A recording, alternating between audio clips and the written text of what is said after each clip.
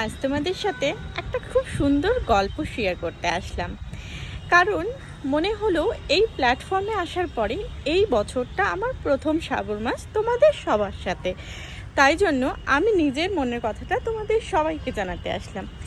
এই যে দেখতে পাচ্ছ এতগুলো চুড়ি পরেছি, সেটাও গ্রিন কালারের, সবুজ কালারের।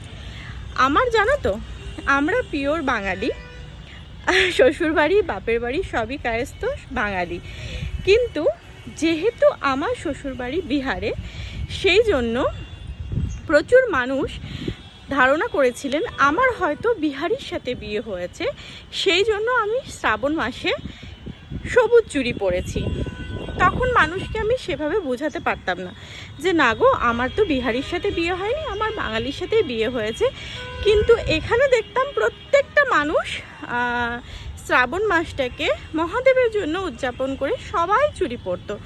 সবুজ চুড়িটা শুধুমাত্র যে বিহারি বাঙালি বলে কোনো কথা সেটা কিন্তু নয়।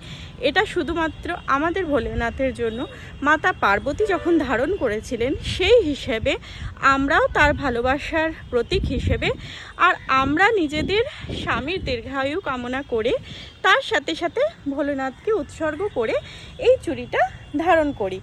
সেই জন্য আজ মনে হলো এই গল্পটা তোমাদের কাছ থেকে না বললে হয়তো আমার মনের একটা আশা কমতি থেকে যাবে, যে অনেক মানুষ যারা আমাকে প্রচুর পরিমাণ ভুল ভেবেছিল যে হয়তো আমার বাঙালি না বিহারির সাথে বিয়ে হয়েছে। সেটা কোনো ম্যাটার আমার কাছে তখনও করতো না, আজও করে না।